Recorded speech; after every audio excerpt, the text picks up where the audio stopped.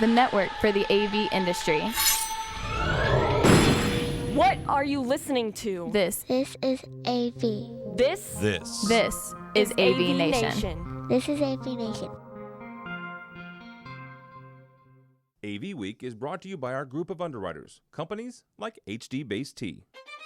This is EdTech, episode 37, recorded Thursday, July 23rd, 2015. In-house versus Integrators.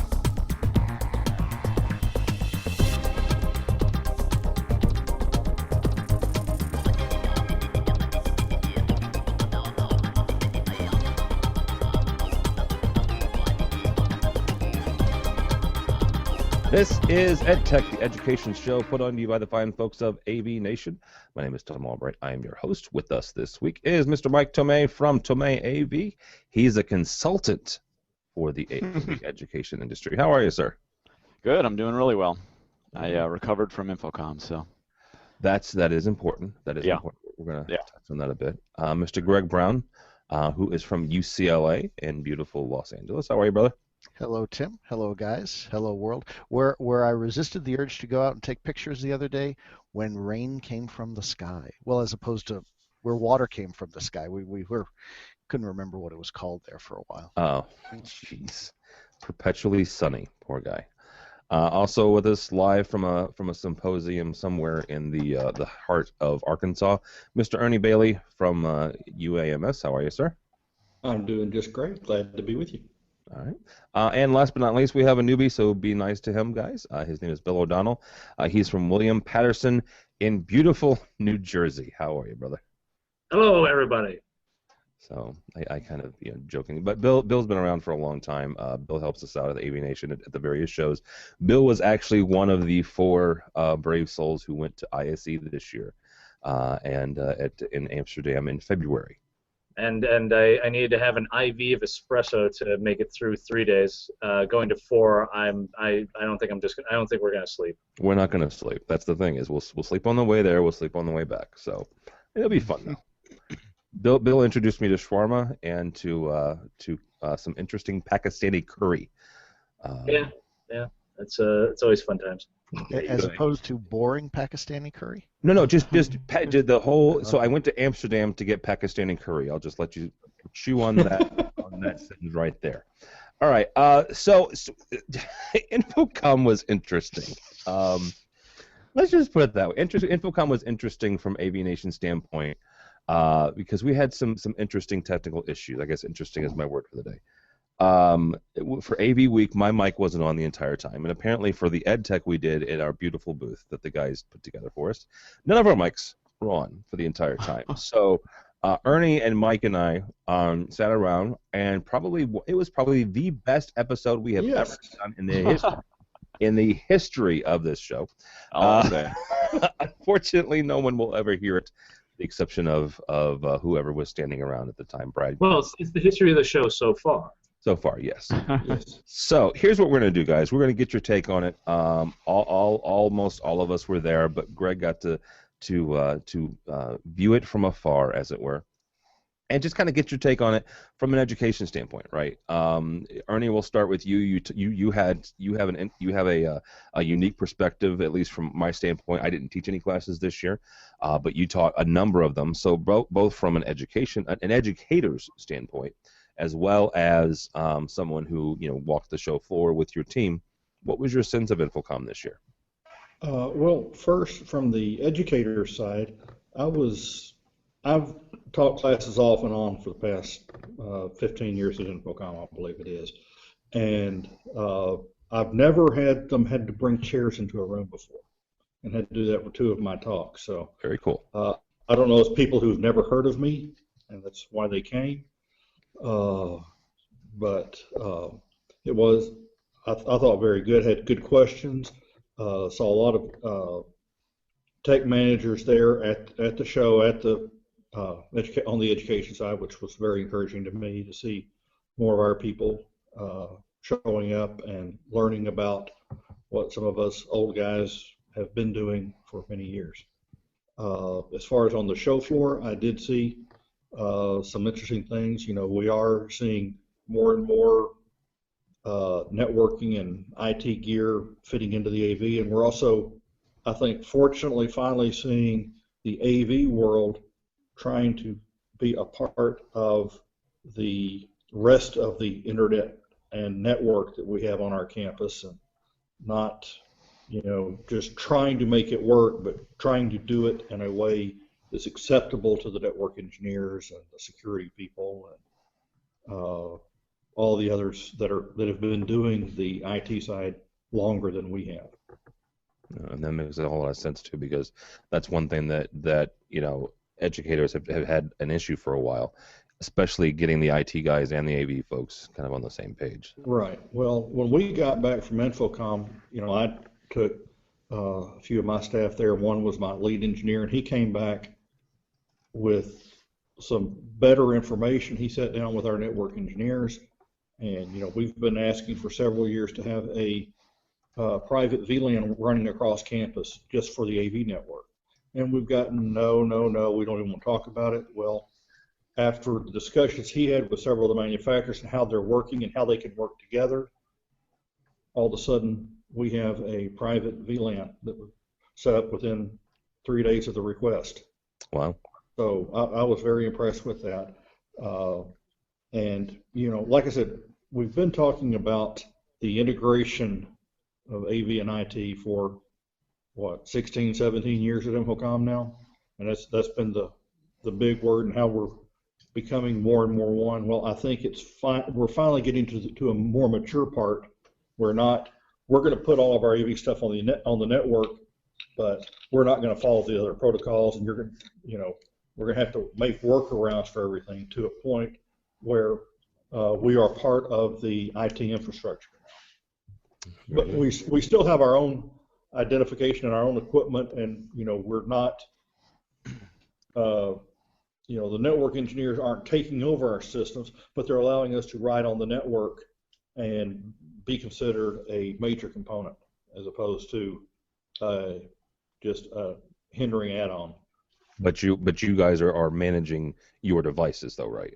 Right. We're managing our devices, but we're managing it in an acceptable manner to the rest of the campus IT infrastructure, which is new. Well, and that's absolutely huge. Mr. Tomei, from your standpoint, what did you take away from the show? I thought it was great. It was a long week for me. I was there a full 7 days. I did the wow, one of the 3-day classes in the beginning. Yeah, did a 3-day class in the beginning, networking class, and then actually went to UB Tech, a different show on that Tuesday. Mm-hmm. Tuesday? Yeah, Tuesday. It was just down the street, and we can talk a little more about that later. But that was an interesting show. And then obviously the show floor and a couple more classes during the week at InfoComm. So I thought it was really worthwhile. Nothing really blew me away on the show floor. I think the big announcement was AMX Harman buying SVSI. I think if anyone out there doesn't know what SVSI does, they should go to the website and check them out. They do video and audio distribution over regular network switches. And I think that was huge news. AMX buying them, so I'll be really curious to see what happens in the future with that merger there. I thought Crestron had some interesting announcements during the week. Fusion Cloud, I think, is going to be pretty popular. I think that's long overdue. There's a lot of people out there that just didn't want to get a Fusion server up and running on their campus if they were pretty small and didn't have the infrastructure to do it, so that'll be pretty big for them. And I guess they're going to be redesigning their AV framework, .AV framework, which is their kind of pre-made programming, and it looks pretty nice, the new redesign that's going to be coming out at some point, so I think that's pretty big. And but I found a lot of smaller items out on the show floor that are going to be really helpful in my designs. These days everybody is still wanting wireless projection or wireless display from tablets and laptops, so I was really keeping my eyes on new devices out there. Wolf Vision Synap is an interesting looking device. It's like the Swiss Army knife box. It does recording and streaming and this and that, but it also does wireless display through Apple AirPlay and Miracast for Android devices. So I think that's going to be pretty big. And We Present has a new device that now supports AirPlay natively. So I think that's going to be pretty big for them for wireless display. So I was really keeping my eyes open for that while I was on the show floor. But came back with a huge list of items to get some demo units on and read more about. So I thought it was really good. Yeah. From a consultant standpoint, because that's what you do now, can you get demo units pretty readily, or is that something that you have to jump through a lot of hoops? Because as a tech manager, getting a demo unit was pretty relatively easy, especially if you had a rep halfway decent. Yeah. So the reps are glad to send me stuff. They really want to start shipping everything out to me, and that was a big plus too at the show for me, was meeting reps from some companies that I don't have established relationships with yet. I just might not have dealt with them in the past and didn't really have a rep. I always like to have somebody that I can call rather than having to call the general tech support number when I have a question. So that was a big part of my week too, is a lot of networking and seeing not only my clients but trying to meet new reps and some new clients along the way. Yeah, absolutely. Yeah. Bill, you not only got to walk around the show floor, you literally had to run around the show floor because Bill was one of our camera guys for AVNation. So the videos that you watch on the website and on YouTube, Bill was a good half of them at least. I'm not gonna large chunk. Diss any of the other camera people, but I'm gonna say he was at least half of them. So, what did you say? see? He was a good half. Yeah, he was. We'll go with that. Yeah, sure. It depends on the day of the week. It depends on which booth we're talking about. Sure. So what did you see? Yeah. Well, there were a couple of things. One of which we actually did spend a bit of both you and I actually spent a bit of time at, but I was happy in which they've taken a lot of the feedback, and that was Kramer with their Via Connect Pro box. And the reason being is that originally there were some minor issues with the Connect Pro, and we talked it over with them. The big thing was the fact that they finally addressed a DHCP issue, which, at least for us, and Ernie will probably agree with us, is that the network admins, when they originally heard, I said, oh yeah, you just have to give a static IP address to this, and they said, well, how many boxes are you looking at? And I said, oh, about 70. And they went, no. So the fact that Kramer actually took this to heart and actually went and coded it, and now it's updated. The new firmware, I think, is 1.7. We're probably going to start putting these in a number of the groups. Like we have group study or little collaborative, single display rooms, and I like how it's able to play with both iOS and Android and regular laptops and everything. And for us, it's just here's the IP address, here's the room code, here's the session code, boom, here you go. And for us, it's saving us a lot of headaches in terms of conduit and core drills. So yeah.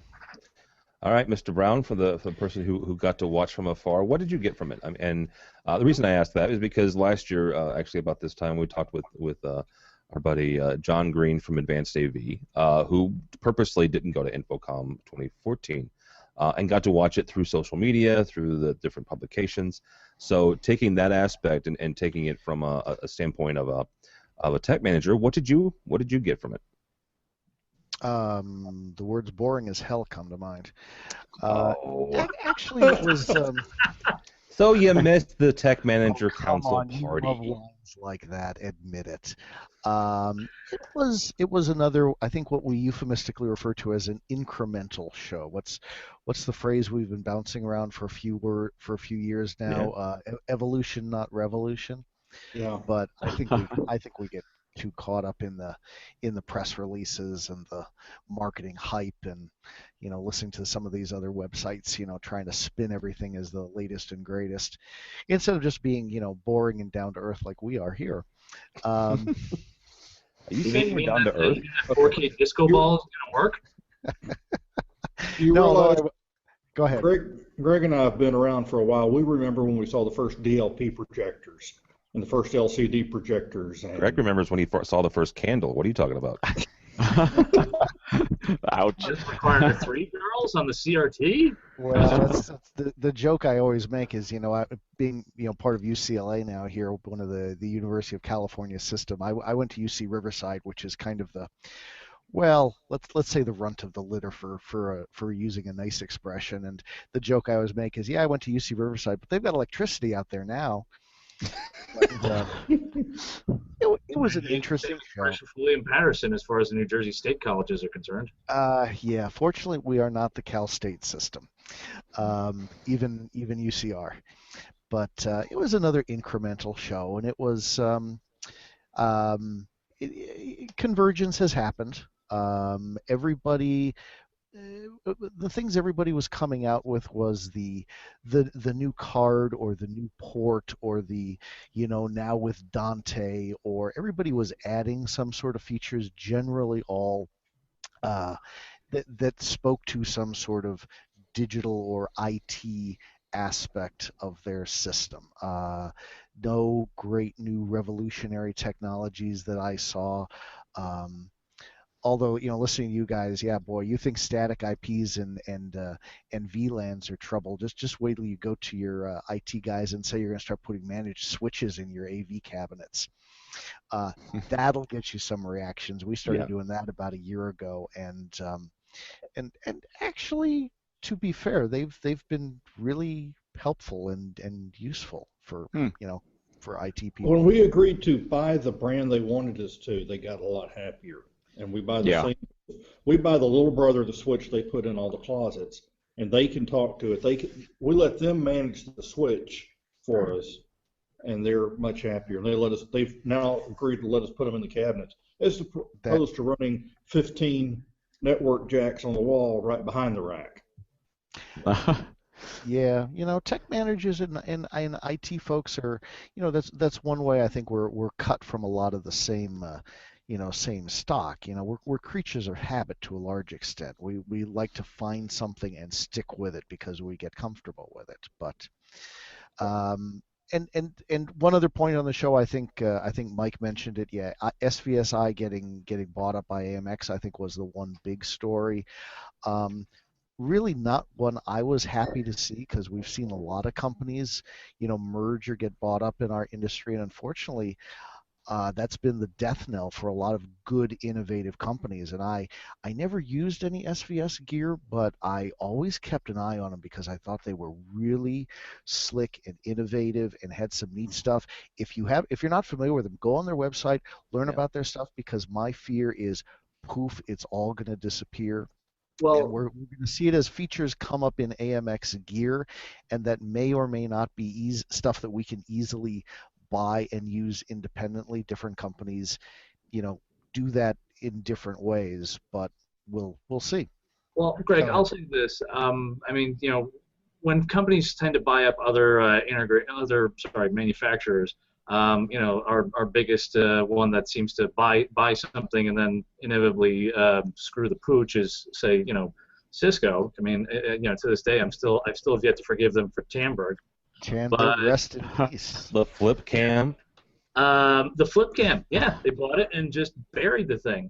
Whereas AMX, when they've bought companies, I remember when they bought Inspired Signage, I believe. I remember when they bought, I'm trying to think of it. When they bought AutoPatch, they didn't really mess with AutoPatch that much, so much as they, you remove the AutoPatch label on there and they threw on the AMX label.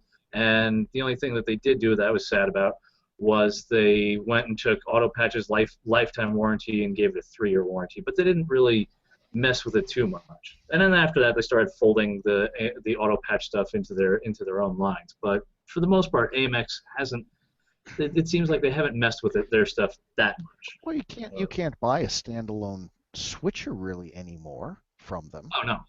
No, it's all they're all in one. Part of the AMX system, and they, if anybody, this is really what they needed, because no, not as a diss to them, but that sort of, stuff over IP was where they were kind of lagging behind a bunch of other companies, and I think this is a good move for them. But I doubt that we're going to see, the little standalone boxes that we can buy and use in other projects.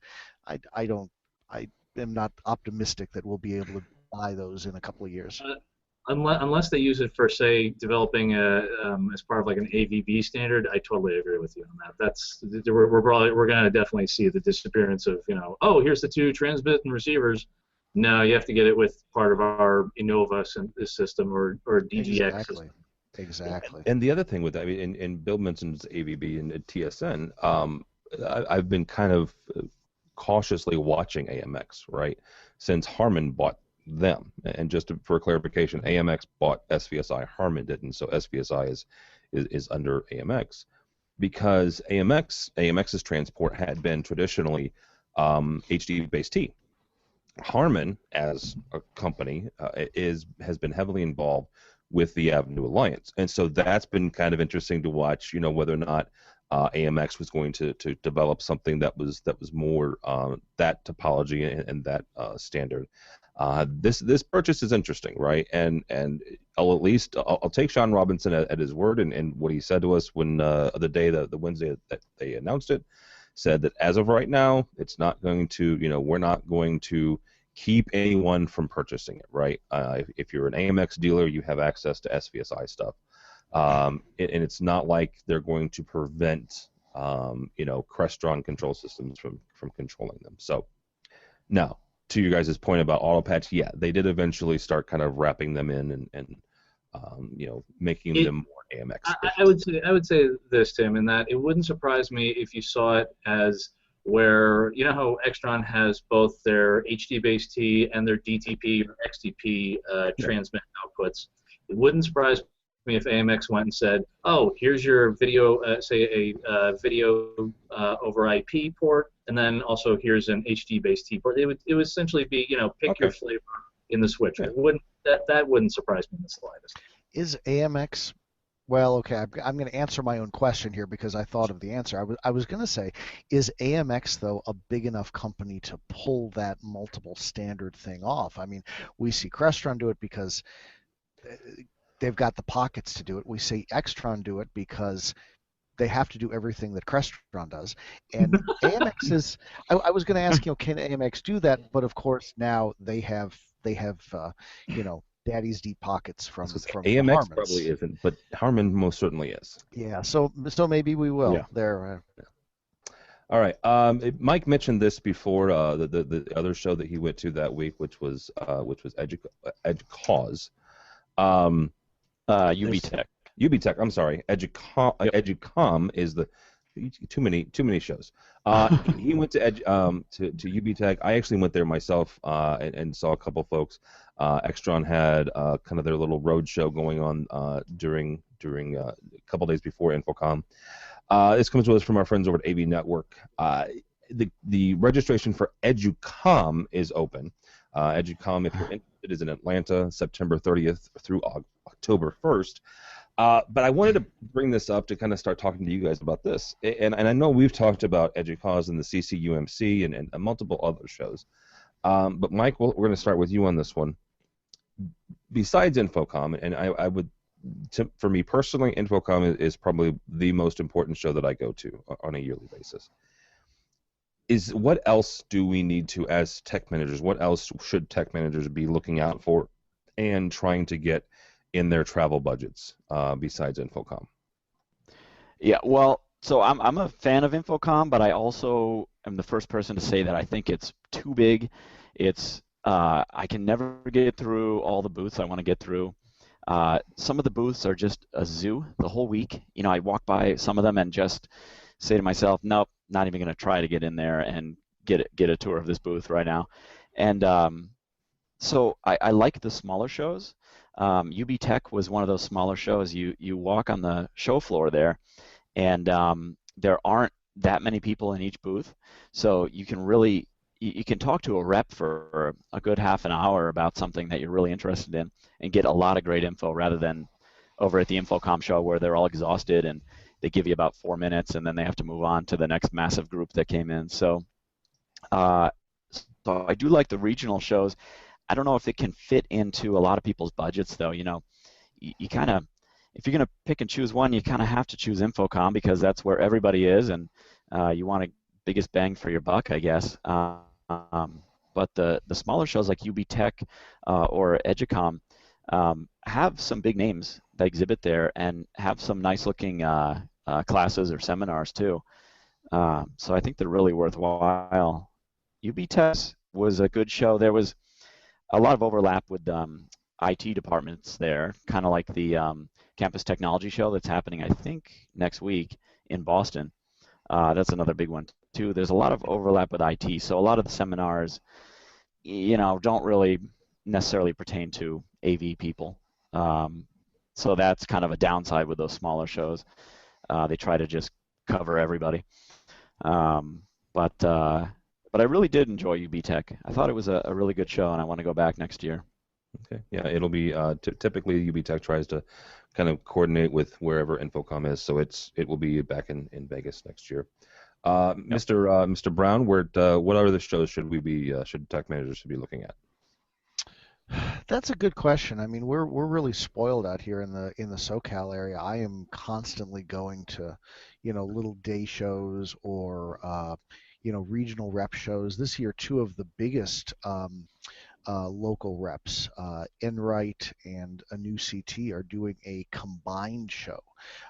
They're going to do a combined two days show. One is, without going into gory detail, one following the format that one company did and the other one following the format the other one did, but basically 2-day show, 2 different days, 2 different locations here in the greater SoCal area.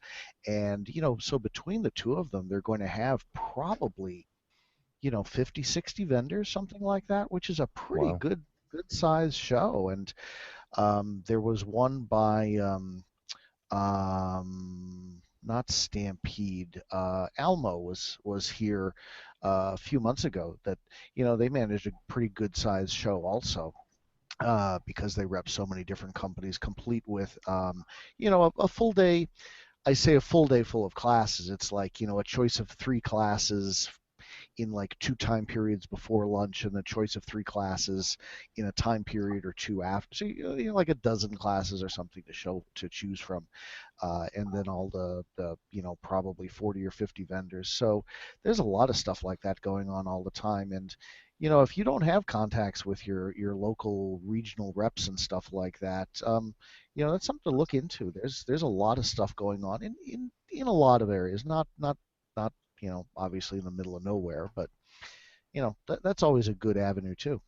Well, speaking of in the middle of nowhere, Ernie, you and I didn't want to call him out on it.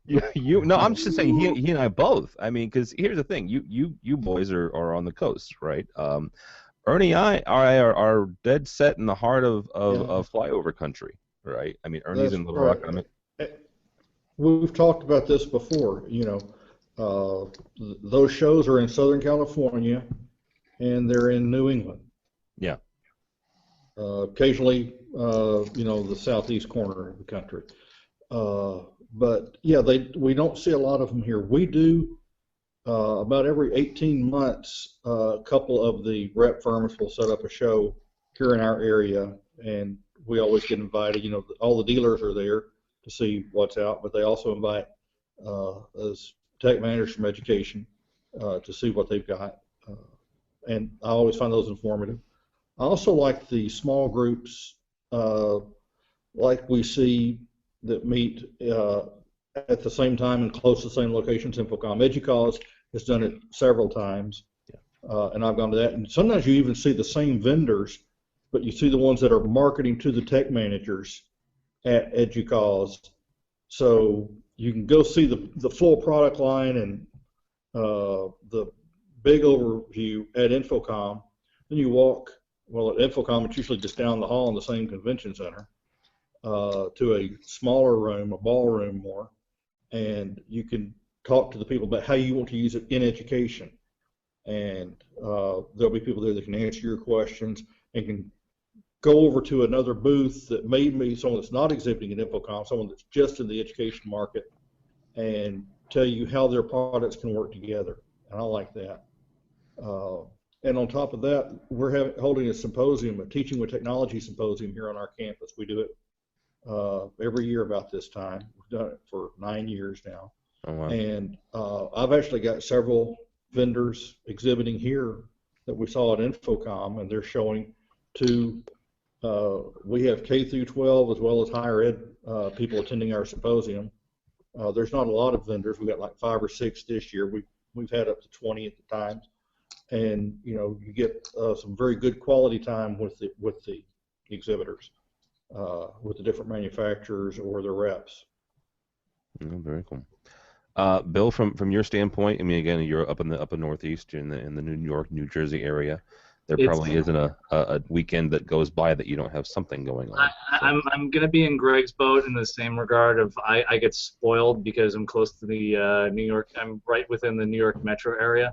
But so, for example, for us, we usually have the regional reps. For us, one of the nice ones we have is Sapphire usually has their road show and everything. In addition, Almo comes by and everything, and they usually bring a pretty good assortment. The only other one that, in terms of conventions that a lot of folks seem to congregate at is CCUMC, which might I add, shameless plug, I'll be presenting at. So there's Very that. good. So when is it? October 14th, I believe, through the 18th. Yes. Very good. Yeah, I think I'm presenting like day 2.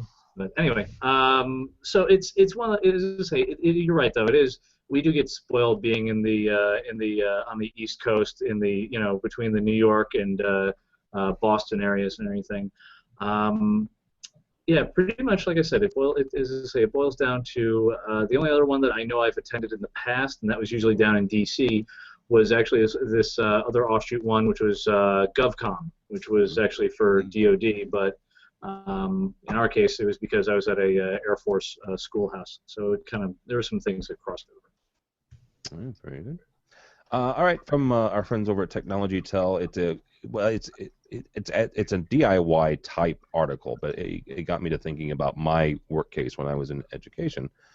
The title of the article is Why Attempt Home Automation Yourself When You Can Have a Pro Do It.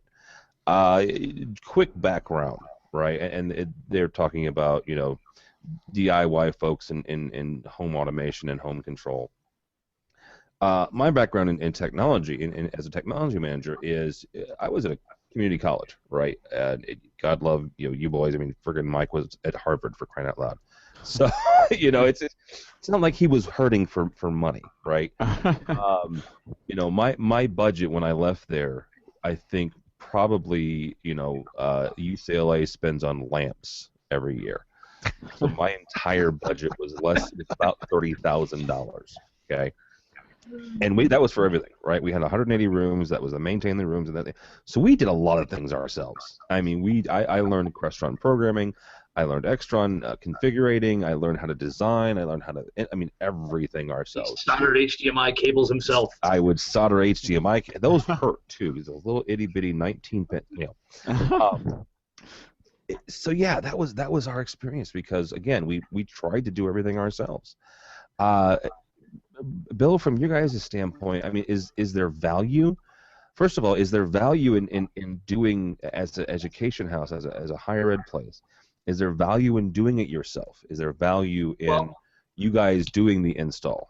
Oh, see, now you're talking to the ones in which we have been doing it in-house ourselves, with the exception of when it comes to, say, a large-scale project. So right now we have a totally new academic building going up for our nursing and public health department, and that's about 48 mediated rooms. That our IT folks looked at us and said, "You can do that, right?" I said, "No." Well, when are you looking? What time frame are you looking at? Oh, like 3 months. I went, "No, there's only 4 of us. No." So, but there are times though where we look and we say, "All right, what is it that the folks really need?" Because we had been kind of given a run around by an integrator. They'll shall remain nameless, but eventually we looked at it and said, but we looked at it and one of my coworkers, Damon, much like you, Tim, learned how to do the programming, learned how to do Crestron programming, And so we order the desks from Marshall ourselves. We install the stuff ourselves, and it's just a matter of timing it out during either Christmas, like winter break, or spring break and things like that. And we go, all right, we're going to get at least we'll upgrade 4 rooms ourselves, and it only cost us probably on average, like they were charging us $35 to $35 per room, and we're doing it for 12. Yeah. So. We also have a good rapport with our electricians and our carpentry shops. So it's one of those things where we just need to bring the outlet below the ceiling. You have to put in the power for the electric screen, and I try to just make sure we work with the registrar and block out the rooms and give the guys enough time, and everyone's pretty copacetic. No. So. All right, Ernie, I know some of you guys, and some of I actually know a couple of your programmers. So not only do you have the special uber secret test lab that you guys have got, but you've done some other stuff. Kinda? No, it's awesome. It's pretty cool. It's a very cool. It's a classroom where Ernie brings in brand new technology, and he kind of tests it out for a semester to see whether or not it's worth deploying throughout the campus. But so from your guys' standpoint, what's the value in doing it yourself versus having an integrator come in and just kind of give you a turnkey?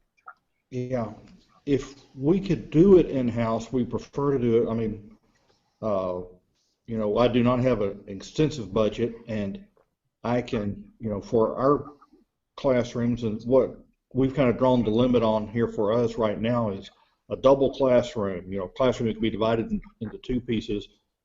And does video conferencing. That or anything smaller, we're doing in-house automatically now. We can program it. I've got a programmer, or 2 programmers. I've got one guy who was a lead installer for an integrator that I hired. And then I've got several guys who have different levels of technology installation who can work with us. And like I said, we're now working very well with our network engineering people, so we're able to bring everything in-house. And these rooms that we're doing, I'm spending about $110,000 to $115,000 on hardware. I would probably be spending about $40,000 to $50,000 a year or per room on labor. So that is pretty much, or it's almost 1 FTE for a year is what the labor would cost me. So I use that to justify hiring the people that I need to do this. We're doing 5 rooms over the summer with this small team. Not all of them are full overhauls. 3 of them are. So we're looking at least $100,000 in labor that we're saving the campus, which is one of the rooms. If I had to pay the labor, I would have done one less room. Yeah.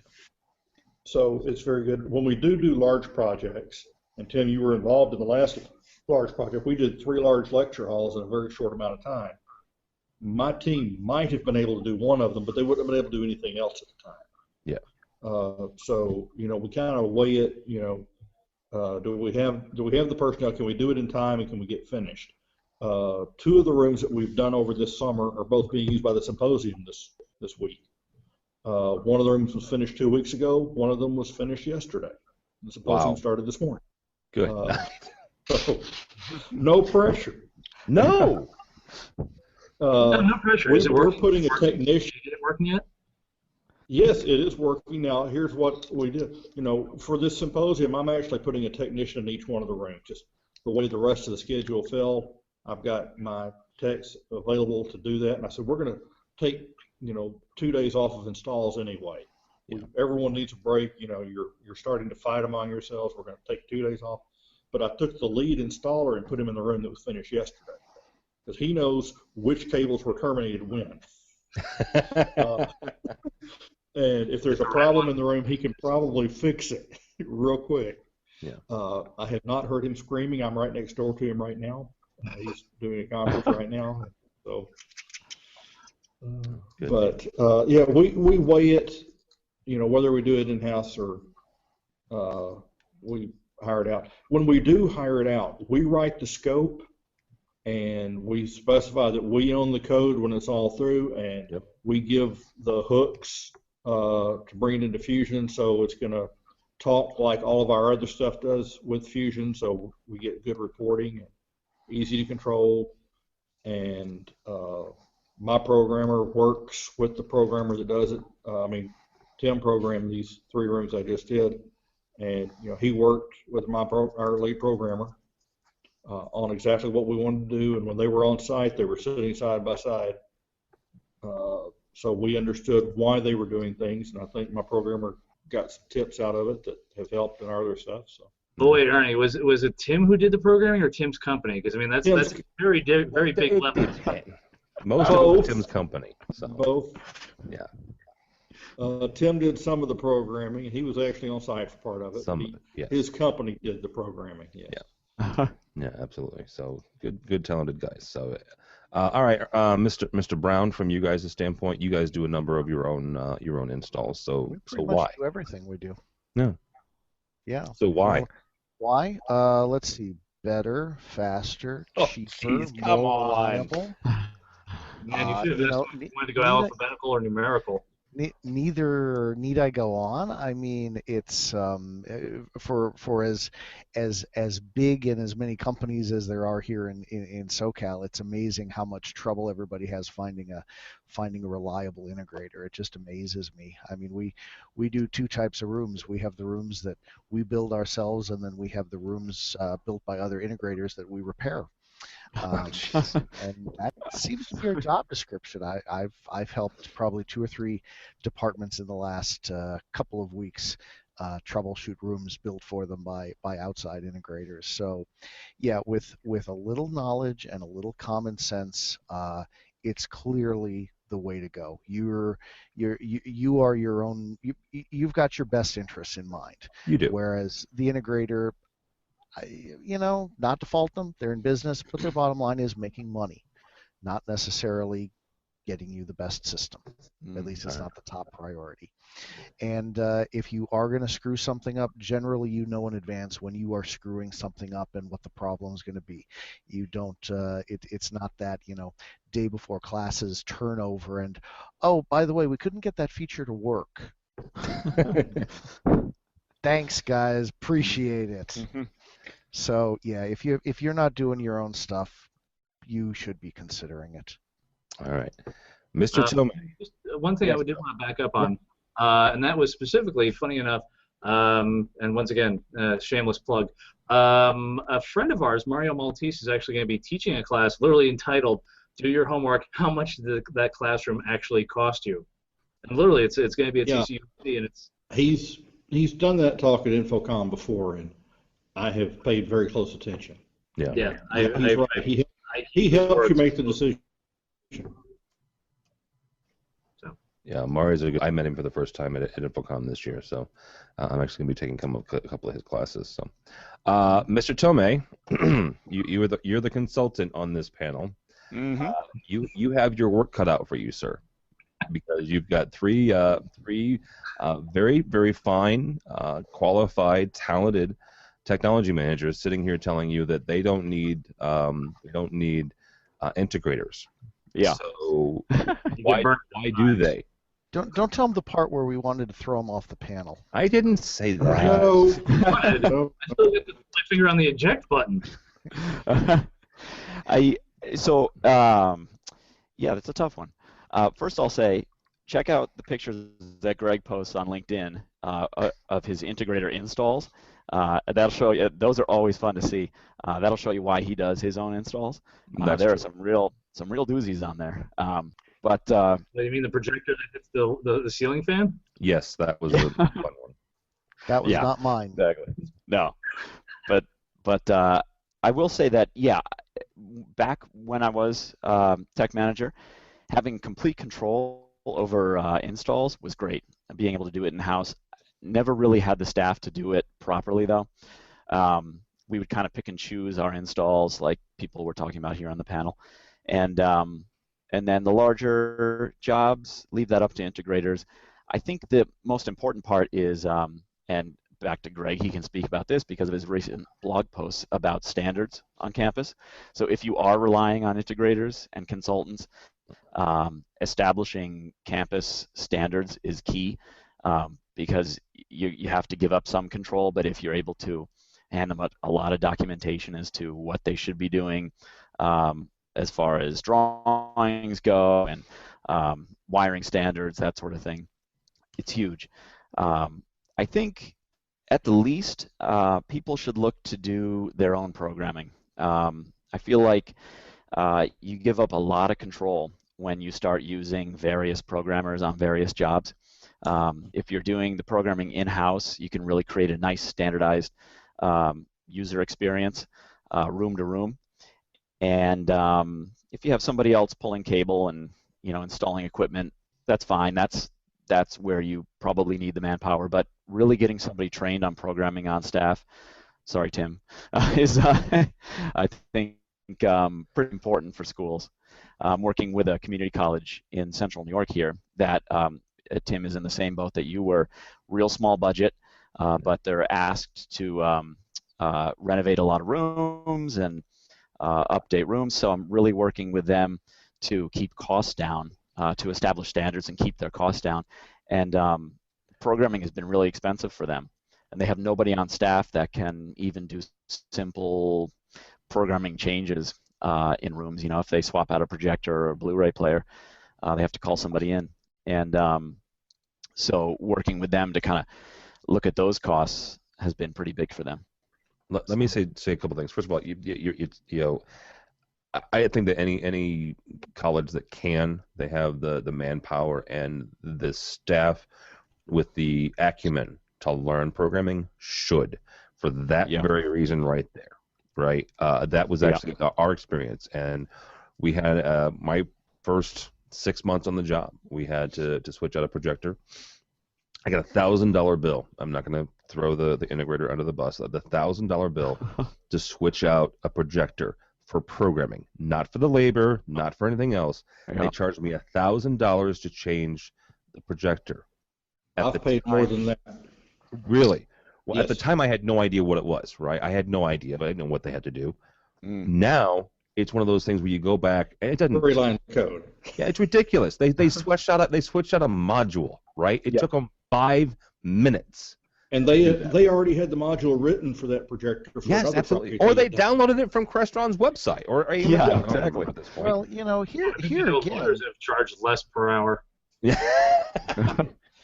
Yeah, here again, know what you're up against going in, and I think this is one of those areas where, we used to have the debate about owning the code, and I think fortunately most of us have come to our senses that, you pay the bill, you own the code. Bottom line, Absolutely. if you put that in there, I think even Crestron's actually agreed with that one, because we had it where another integrator said, "Oh no, we don't have to give you anything." On really, let's go talk to Crestron, and Crestron knuckled down on him and said, "No, you have to give him the code." Now, Crestron's policy is they own ripped the out code. all the modules. Yeah, but right, and we're kind of getting past that. Most people are not falling in that trap because they've heard it enough. But here's another one along these lines. When you get the program written, get yourself written a little utility page in the back that lets you switch the model of projectors and have it already written, such that in the future, hey, here's our current program, go in there and put in the module and link it to this utility page so that we can switch the program to talk with projector A or projector B, and approach it from a much more modular sense. Don't go to them with the, "Oh, I need you to fix this program." It's like, here's something very specific you're going to change. You can shop that to a number of different companies, and hell, our first Crestron program didn't cost us $1,000. But again, there's a fair amount of competition around here. Yeah, and that was the other thing is for without exception, and I'm going to say that the main three, Extron, Crestron, and AMX, right? They will send and they will educate higher ed folks for free. Now, depending on where you are and where their local office is, free is relative, right? Some of them will pay the entire bill, transportation, lodging, everything. Some of them will simply waive the cost of the class. check with your reps, and it depends on who and where. But they will educate you for free, so you have that going for you as a technology manager. And we have special points of contact. I'm convinced one of the ways Extron stole a whole lot of business away from Crestron. They were a good 10 years ahead of Crestron getting a specific point of, or in Extron's case, a little group of people there at the mothership there in Anaheim that, if you were in higher ed, you talked to one of those same. Hold on a second. Let me finish. You talk to one of those same 2 or 3 people every time you called in, whereas it's just been in the last few years with the A+ reps that if you deal with Crestron, you've had a real single point of contact, which is what you need if you're going to be a sophisticated user.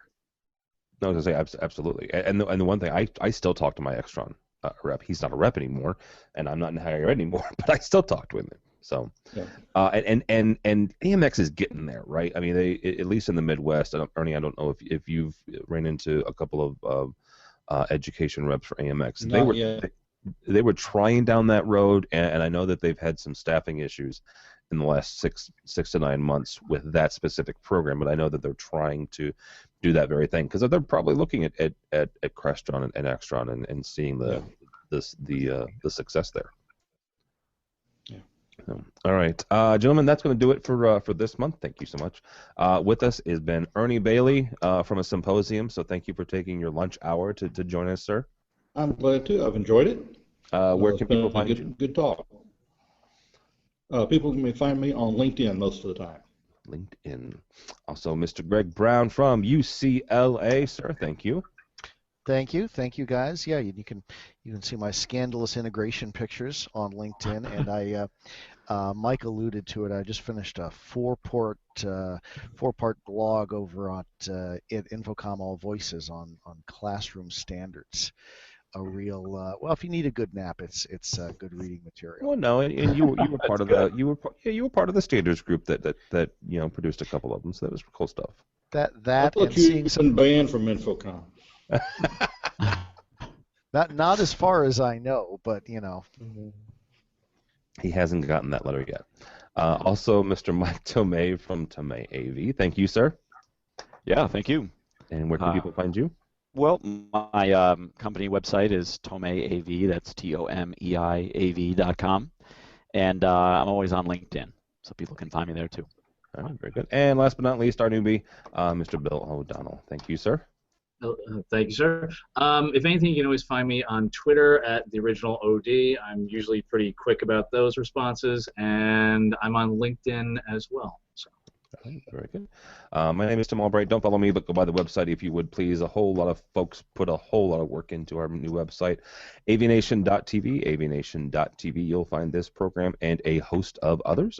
Brand new State of Control coming out next week. And as always, every week, AV Week, our weekly wrap-up of news and information. AVNation.tv. AVNation.tv. Thanks so much for listening. Thanks so much for watching. This has been EdTech.